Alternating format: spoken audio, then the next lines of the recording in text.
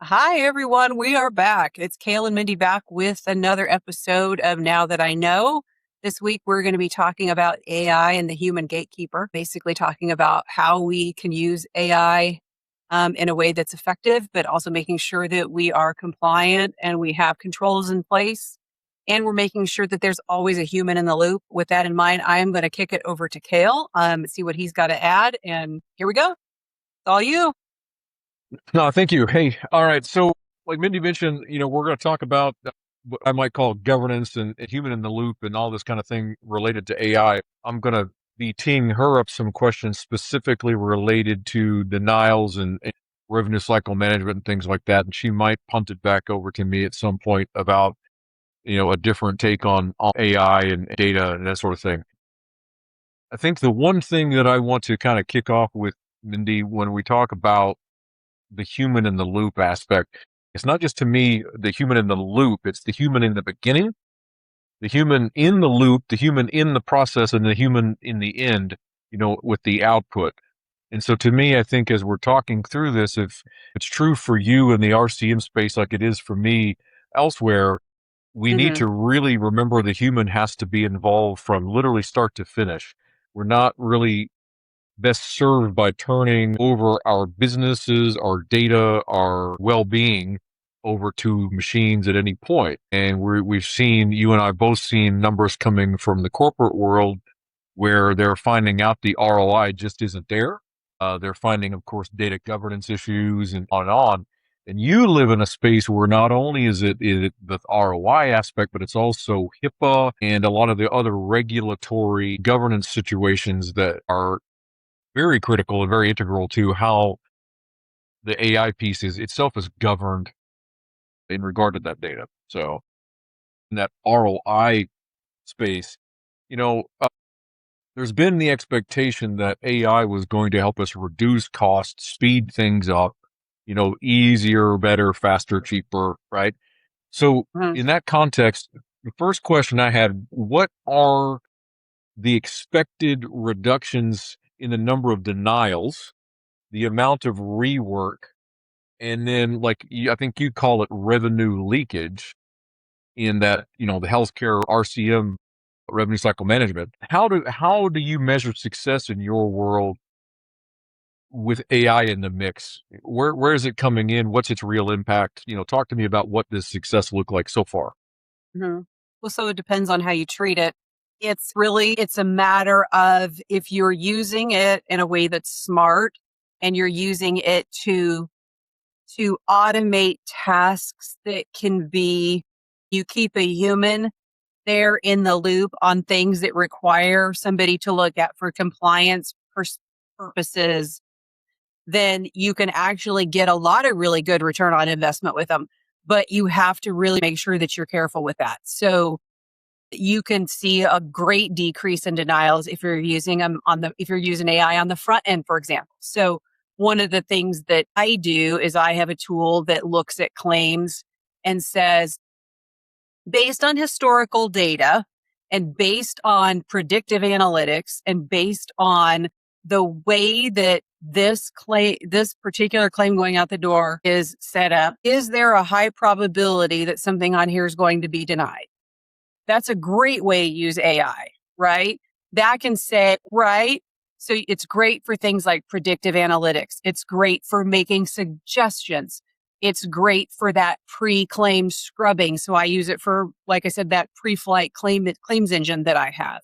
It's great for things like intelligence to be able to tell you, this was denied. This is why. Let's push these into categories and make them intelligent categories, make them categories that actually make sense. It's wonderful for stuff like that. So if you can take those things that are repetitive, that can do some predictions and use it for things like that, you can see a lot of return on investment in that. I mean, you can see up to 70% return on investment for things like that. Well, You have to use them in a smart way.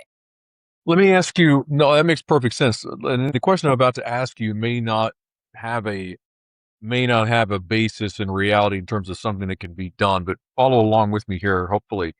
Uh, you were talking about, in the way I would think of this is, you're talking about at the beginning of the revenue cycle, You're talking about, bringing AI to bear as early as possible, manage and govern that data and get it through the right channels as quickly as possible with human guardrails and governance and all that.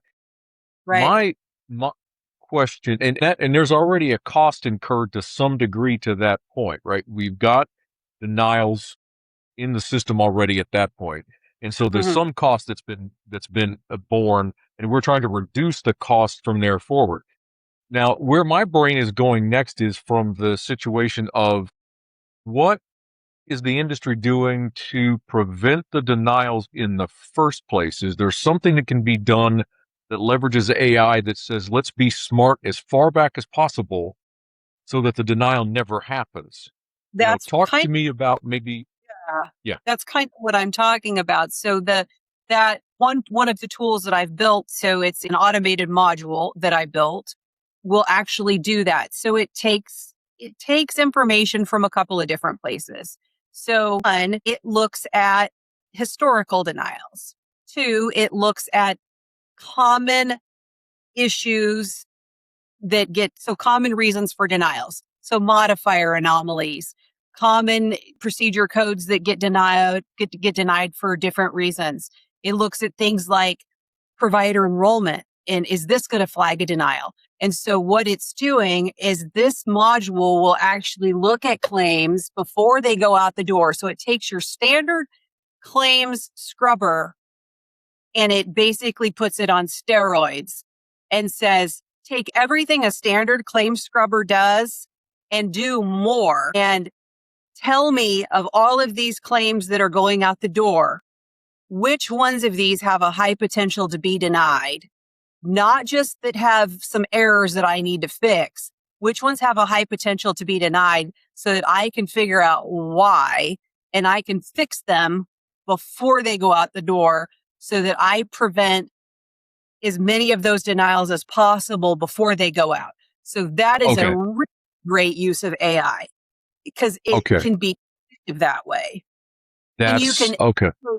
and where the human comes in there is the human then on the back end says, ooh, I've been seeing a lot of this particular issue get denied. Let's feed this back in the front end so that it catches it on the front end next time.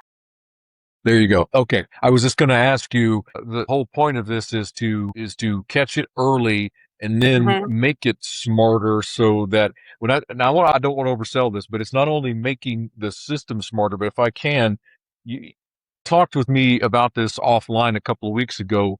Your Mhm. other goal is to make the human smarter so that he or she, they know intuitively now by experience, they know by seeing this data, they know sooner than later when they're keying or coding in, they're capturing that billing situation from the provider. They Mhm. know as early as possible how to do that more Mhm. smartly than they did Mhm. previously. So there's this but feedback loop, I guess, of sorts. You're making Mhm. both smarter, the system and the person using it, right? Right. Right. Yeah, so I would be very interested in, and we'll put links in. Please do make sure we put links in the show notes and this type of thing. I want people to be able to literally see what you're talking about that early on, because what we've been hearing, in the press, and we're seeing in our own, practices, if you will, is we're seeing a lot of these horror stories coming, and we're hearing the promise of AI is going to make things better further Mhm. back. There aren't as many people in my mind showing us that happen. So I get excited anytime I hear, someone like you saying, yeah, we are thinking as far back as we can and making everybody smarter. That I like that. Right. How we need to use Yeah. it. We need to be smart about it. There are a lot of situations where you have to be very careful, but use it for things that are repetitive. There's absolutely no reason why I have to sit there and manually do things that a machine can do if there is somebody on the back end who can validate that all of that was done successfully and in a compliant manner. Well, I'm glad you mentioned that, because one of the things that I wanted to kind of have you tell me more about and help me understand, I'm ignorant of the details of RCM and healthcare, right? So when I ask you this question, I'm asking on behalf of the people I've seen as your customer helping. We go out and we see in the message boards, the LinkedIn pages, you name it, we see what I would call a lot of doom and gloom from the men and women on the ground doing the coding and billing, for example, talking about how AI either is going to or has replaced them, or there's certainly a fear that that's going to happen. So let me kind of have you talk me through from the industry perspective as best you can tell with your crystal ball on, and then also too from the perspective of a person with a solution for RCM that uses AI. Help me understand what it's going to look like for different players, different humans in this RCM loop that are, in this RCM flow that you're in, the revenue cycle. Help me understand where the humans are going to continue to be useful and be needed versus where we can give it to the machine and why that's Yeah. good. Talk to me, get me off the doom and gloom bus, right? And get me onto the bus of, Yeah. what's So going to happen. I think there is a lot of fear because it tends to be a fear-based role anyway, because everybody feels like they're replaceable. And anytime you hear about, something coming in and taking over, it sounds really bad.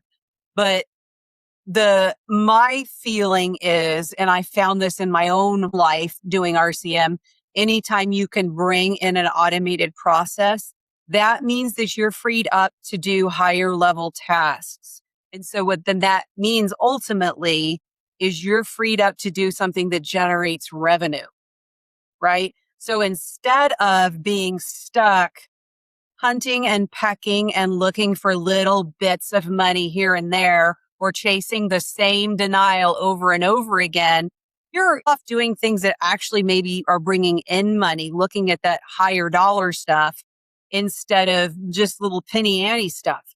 So what's happening is instead of being the person who's sitting there looking at every single individual denial, you have something that's automatically categorizing all of your denials for you so that you are focusing on the ones that are recoverable, that are high value, so that the ones that you are fighting are the ones that are worth money instead of the $5, Okay. right? Okay. Right. Yeah. Then, then the other thing that's happening is when claims go out the door, if you've got something that's automating your eligibility checks and it's doing it well, instead of doing what some of the clearinghouses are doing now, where it's half-assed and it's not always successful and it's not always 100%. You've got something that's doing your eligibility checks and it's doing it well. You've got claim scrubbers that are checking things before you go out the door, that are doing 100% better than what's going on now. So, when claims go out, they're going out clean, they're going out accurate, they're going out with a lower likelihood of being denied. Money's coming through the door better so that the stuff that you're going after on the back end is higher quality. And we talked about this a little bit at the beginning. You talked about it offline as well. And it's the concept of data governance, right? Data protection, data cleanliness, all the stuff that says, look, garbage in, garbage out. We don't want bad actors getting in the middle of it. We don't want it being stolen, HIPAA, blah, blah, blah. What is your concern about AI in terms of what it could do to the data out there for your customers, your providers, the patients like yourself and me? What keeps you up at night about the data in AI? But then maybe just as importantly, in your own practice there where you've got ROI that works, what are some of the steps that you've taken with the product that do protect the data, that govern it and so on? I mean, my biggest concern with anything where there's data going back and forth when you're talking about healthcare data, PHI, is a breach. You're always concerned about that. And with AI, you don't always know what's going to happen, but there are regulations in place to make sure that there's a clear audit trail. You have to have a named person accountable for that. So you have to have a HIPAA compliance officer, period.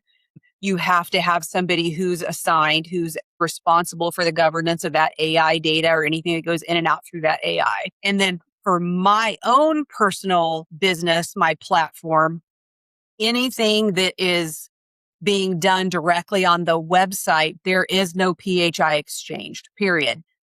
There's no Okay. PHI there at all. If you're using one of the automation modules, that is something that you will license directly. And for that, there is a BAA required. There's HIPAA documentation required. We go through HIPAA training, have a HIPAA compliance officer. All of that stuff is buttoned down. So it's all on the website under our security information. If anybody ever needs to read that, it's all available there. But that is all covered under the BAA. This is something I think about all the time, and it's not just in RCM or any other space. It's data protection, period. You talked about having, a named person responsible and all the different regulations and that kind of thing, which are great, except to my mind, that's after the horse may have left the barn. So sure, you've got a person who's got a name they're responsible for when crap goes bad, data gets stolen, breached, blah, blah, blah. Fine. So that's the person who's going to get in trouble, if you will. That's fine and dandy. But what's the situation, and again, I'm thinking maybe broader industry, and then, at your level, what are y'all doing to keep the bad guys from even getting to the data in the first place? There needs to be security measures in place, SOC 2 or whatever your particular industry requires. There needs to be security measures in place. And that's just standard. And from our perspective, from a compliance perspective in healthcare, and as far as the AI keeping that compliant, that named person is responsible for monitoring that and validating that it does not get out. Now, and so that's on there's a cadence to how they and their team keep track of the data and all that. Yeah, that makes sense. I think the last question that I've got to kind of bring this all home for those of us who don't live in your world, to that level of detail, is where do you want to see the revenue cycle management industry go? So let's say 5 years from now, after the buzz and the hype and all that has settled down and AI is just part of the fabric, let's say, where do you want to see the industry having gotten to through all that? What's a next stage look like for you and your industry when this is all done? I mean, I'd like a level playing field. I'd like it to be a situation where payers aren't using it against practices to deny things before they actually ever get a chance to see the claim. I would like it to be a situation where both sides are equal, where it's not this, oh, we know this provider, we don't care what they send us, we're going to deny it because we have AI that says we can. Right? I don't want any of that. I want that playing field to be level. I would like it to be a situation where we're not just using AI for AI's sake. I want it to be used in a way that makes lives easier. So use it where you can automate things that are repetitive. You can use it to predict outcomes. You can use it for forecasting. You can use it for workflows and frameworks and optimization. And then you have your team who is still there, who can come in and say, this doesn't look right. Let's validate that the AI isn't hallucinating. Right. And you still have that human who's still making that final decision, because AI is not always right. It's not perfect. You still have humans for exceptions. You still have humans there for compliance, because that's always important. And that human has always helped that AI keep learning and keep improving. So in my head, there's always going to be a balance between the two. And so in a perfect world, the AI helps us do better. We help the AI do better, and the playing field is level between us and the payers. I like the sound of that world. And there's something you said there toward the beginning of that, laying that out, that I wanted to circle back to. I hate to take you back past the part where we were using that as a conclusion, but you said something that I want to dig into a little bit. I saw an article a couple of different times, and when I say a couple weeks ago, it might have been a month or more ago, and I brought it to your desk, and it was something to the effect of, and I was asking you to validate this for me, because again, I don't live there, but it was something to the effect that the payers, and we say payers, I think the English translation of that is insurance companies and so forth, Yeah. who Yeah. pay the provider, meaning the doctor, right, for your health care, okay, that they deliver to you, right? I saw something that was talking about the payers, the insurance companies, using AI to, for lack of a better term, predictively ahead of time, if there is such a thing, deny claims, go out of their way to use AI in what I might call a weaponized fashion in order to make it more difficult or slower for Mm-hmm. your physicians, your providers, men and women to get paid for the services they've provided, Yeah. net 45, net 60, net whatever, right? Now, what is the truth? How much of that is hype versus how much of that is truth as far as you know so far between this weaponized AI versus what's really happening on the ground? Any read so far? Know the exact number, but I do know that they are using AI to slow down payments. So what's happening is, and this is a real thing, they are denying claims in an attempt to pay slower. And what is happening is something in the order of 80%, 90% of those claims are ultimately getting paid. Okay. If they deny 100 of them, only about 10 of them should actually have been denied, is what's happening.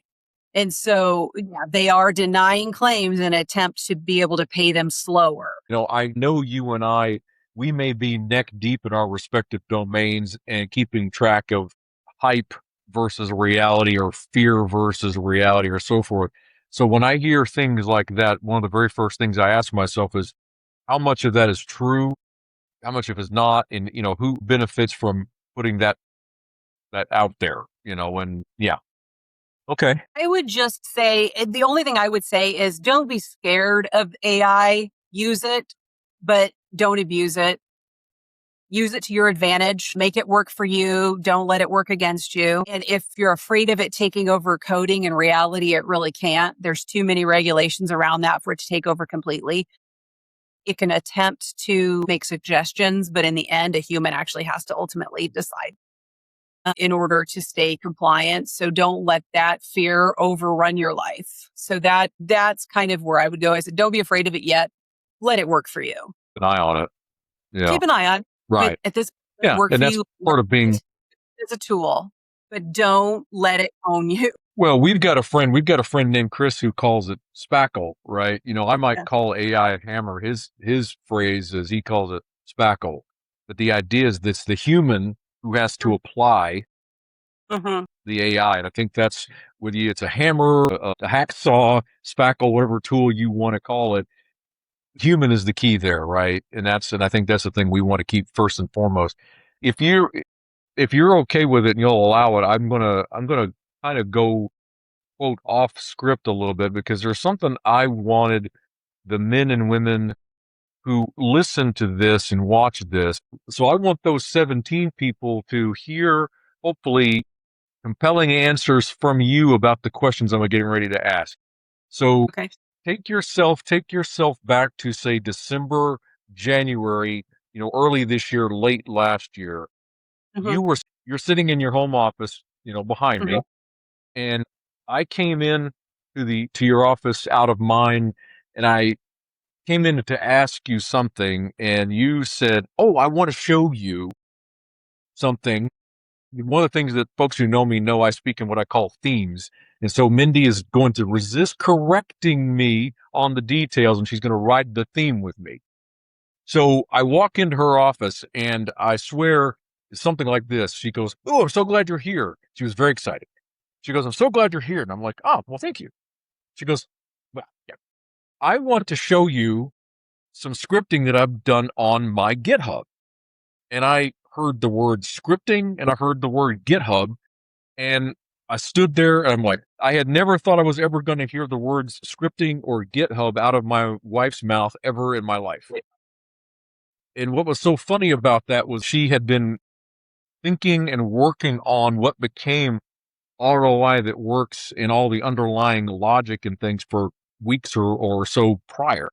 Now, I do want to take one step back. I don't want to minimize your technical prowess and your experience. You've been building and doing down in the technical weeds the stuff that you do today that has now taken shape as your own business. You've been doing that literally both with your previous partner, and then just here and there for 5, 6, 7 years. You're not new to the technical layer and the problem solving layer. I don't want people to misunderstand me, but you hadn't really talked with me about it. And I think that's one of the things that is we cover in this podcast is we sit so close. We have this overlapping knowledge base and we do a lot of the same things, but we don't really ever talk about them to one another. Right. And so that was the part that really, it wasn't so much the fact that you knew from GitHub and knew from scripting. It was the fact that you were doing it, working on it, that just blew my mind. Right. Yeah. And Yeah. I'd lay that foundation there just for people to see a couple of things. I wanted them to see that, hey, there's a technical, smart, plugged in human woman on the back end of this thing. And the reason I say that is because that human in the loop, this woman is and was the loop, right? So I'm going to, with that foundation laid, I'd like for you, if you can, kind of talk with everybody about, okay, you had this idea, you had this problem to solve, and admittedly, you used AI to help you put form to it. And I'll leave it there because I could just keep going and I could say your whole story for you, but I want you to sort of share your relationship to AI, your idea, your DNA compared to where AI plays in, because all too often we hear vibe code or, Yeah. the AI did it. Mm. Give us the reality on the ground of what Mindy's lived experience was to get her to this point today. Okay. Sure. So the short version is everything that is live in my website is from my brain. Everything came from inside of my head. So I pull some things from source data. I translate it into human language. And what AI did for me was format it. So if I didn't know how to make it look that color or be in that box or that shape, that's what AI did. But all of the data, all of the details, all of the information, all of the formulas, all of the categorization, all of the details, all of that was from my brain. So I Yeah. used AI to help me build the scaffolding, but all of the different pieces of information, all of the segments, all of the data, that's mine. And that goes down to, and don't let me mischaracterize, but when you were talking to me there early in the year, late last year, and you mentioned the scripting and the scripts and all that kind of stuff, that is the logic and the math or what have you that provides underneath those different solutions that ROI that works Right. exposes Right. to its customers, right? Okay. Right. Right. Which So, for yeah. example, you are somebody who works in the RCM space and you understand what goes into an 835 in ERA. If you understand basically what goes into an 835, not everybody knows all of the little technical pieces of it. I know every single segment and every single element within those segments and every single separator. And so I know how to speak to whatever tool I'm using and say, these are the different pieces of information that I need from that 835. This lives in this segment, in this element of this segment, and it is divided by this element separator. And Yeah. I only need these pieces. Or so that when I say all of that data came from my brain, each one of those pieces of EDI information or ANSI information or whatever, I know every single one of those segments, where they live, where to pull them from, and how to extract that data.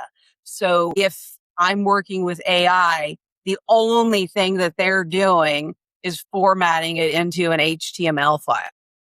Well, I want to pressure test you on that a little. I am not going to minimize Mhm. the glory, anything of that nature. What I want to make sure I understand though is let's pretend for a moment, and I know enough about this from listening to you that these kinds of things have to be maintained and updated. The data underneath, the formulas, all the databases and stuff are refreshed Mhm. from the system somewhere in the cloud on like a monthly basis. Your logic is not sitting waiting for Mindy to refresh it by hand coming out of her brain.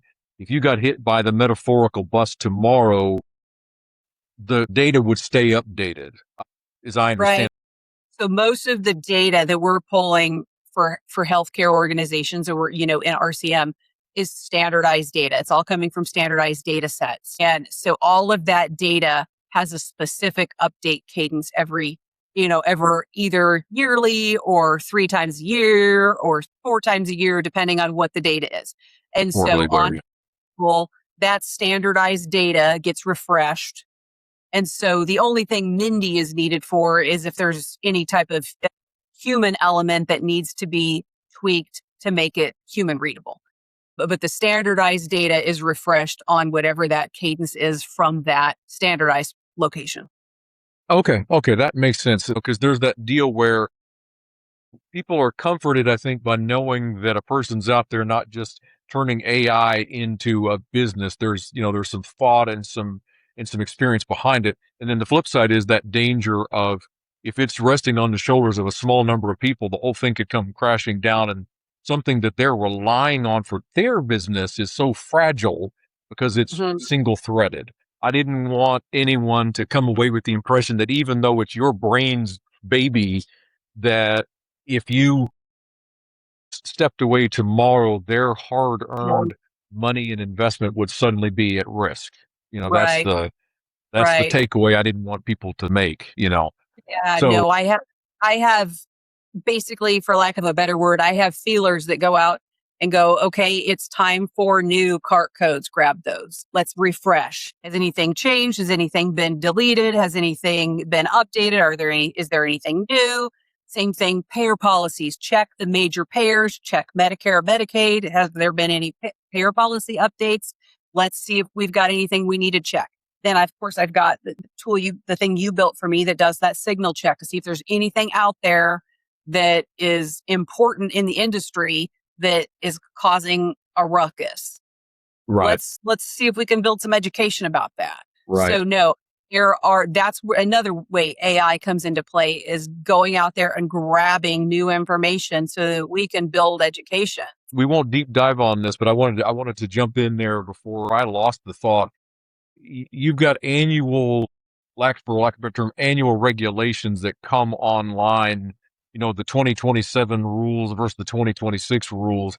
And I ran across a thing, that signal thing you were talking about, where I was starting to see signals coming from the people on the ground. They were seeing what they were interpreting as changes coming from next year's rules that people are getting a preview of. They thought they were being held to them now, when in reality they aren't and they can't. But there was this loop of Hmm. misinformation that, again, your tool in the library and the knowledge base is populated to sort of Hmm.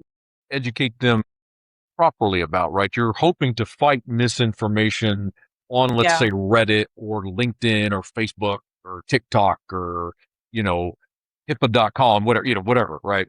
Yeah. Yeah. No. Yeah. Yeah. And Yeah. there are Right. So, I mean, situations. that's the idea. Right. There are situations where a payer will put out a policy and say, this is our policy. This is how we're going to process this claim. And we are enacting this rule. And that is their rule. And that is how they do it. And you have to understand that rule. If they're processing something contrary to that rule, that's winnable. Okay. Fair enough. All right.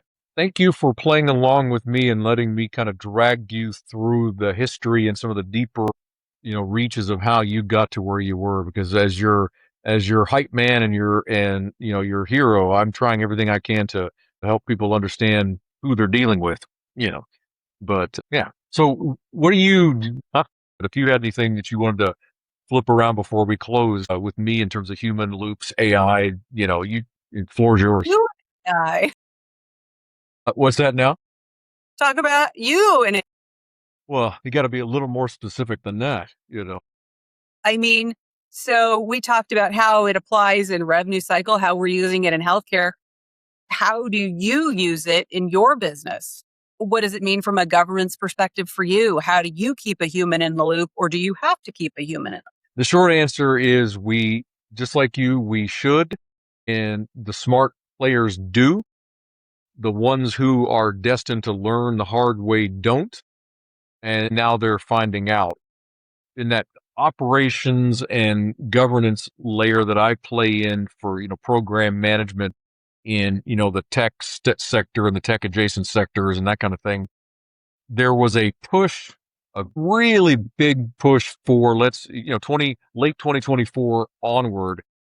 We're going to flip the switch. It's not going to be a gradual, smart, considered rollout of AI against our current structure. It was, we're going to burn the whole damn thing down and we're going to replace it with AI and we're going to whack the jobs of 12, 15, 14, 20,000 human beings at a time, send them out with a severance package and replace them with AI. Well, that's a great dream. And I say dream because the reality a year and a half or so later in some cases for those folks is not 2 years, is not really landing the way they thought. Yeah. We're finding you've read the same thing I have where they're like the ROI is not there yet because two reasons. One is, hey, they laid AI against their broken governance, their strategy that was not well thought out in the first place. So, right, you've heard me rail and talk and post and write about, hey, if you've got broken governance or you've got a crappy strategy, guess what? You now have a crappy strategy that you've given over to a machine. And if you don't have someone watching what that machine is doing, it's going to go off on a tangent at theoretically with your crappy strategy and go places you had no idea, right? It's going to put out information that's going to damage your company's reputation. It could run you headlong into situations with regulatory bodies, auditors, the market, the competition, you name it, or data leaks. Who knows? The permutations of pain could be endless. What was that? Weasels too. Weasels, ferrets, any of that, right? You could be in big trouble. There's a story behind that we'll talk about another time. She doesn't just say the word weasel loosely. And so that's one, right? And the one as a human being here that one scares me because that's one of those ones living in that governance and operations and strategy space for as long as I have, that one where crappy strategy, misshapen operations, so forth, that's bugged me and plagued me for a long, long time. These were all solvable problems before AI came along. And laying AI on top and expecting a miracle is just delusional. But set that aside. The one that sort of satisfies me somewhat, and this is perverse, I know, but you'll have a company that will lay off, let's say, 40% of its development staff because they know they can have the AI do that junior software engineering role. Okay, fine. I won't argue or quibble that actually they're right. What they're finding out, though, and this is the funny part, they're finding out that, yeah, let's say they paid that junior developer $100,000 a year, Mindy. Well, they now have to pay Claude or OpenAI that $100,000 a year, $150,000, $200,000 a year in token costs. So yeah, right? Okay. Right. So what happens when the token bill comes due and they didn't budget for it? Right. Or the person who's in charge of P&L says, whoa, wait a minute. Where'd all my money go? Okay. Who's Claude? Why is he taking all my money, right? So they'll put a stop, and this literally happens. They'll put a stop on that payment, right? Okay. Now, of course, when you break my system because you cut off my Claude, I'm going to go screaming, you got to give my Claude back. All right. So now you've got this conversation around where'd all that money go? What's my ROI? What did I get for my Claude money? Number one. Number two, here's the really funny part. You don't pay Claude, he just stops working. Yeah. Right? Okay. You don't pay OpenAI, he just stops working. Yeah. Just, boom, you're done. You are now, quote, held hostage by that machine, that company. They do not have to do anything. You've given them your data. You've given them your logic. If you even understand it, you are now held hostage till you pay the bill. At the very least, if you had that $100,000 employee that you still had on the payroll, you could ask them for overtime. You could ask them to please tell me where the logic is, what's going on, why is it broken? And they are theoretically not going to go on strike and hold you hostage like the machine will. So I giggle a little bit as a human being going, ha, ha, ha, unintended consequences, have come home to roost, right? Right. Now, so companies, some are smarter than others. They predicted this and saw this coming, and they planned for it. They didn't just go chasing AI for a marketing gag or to get out ahead of the competition and say that they were native, AI native or AI first or whatever the case may be. Those companies have my respect, and they're the ones that I want to have as customers or work with, work for. Right. It's those ones who were chasing that label and now we're getting some of their own comeuppance. I'm like, good.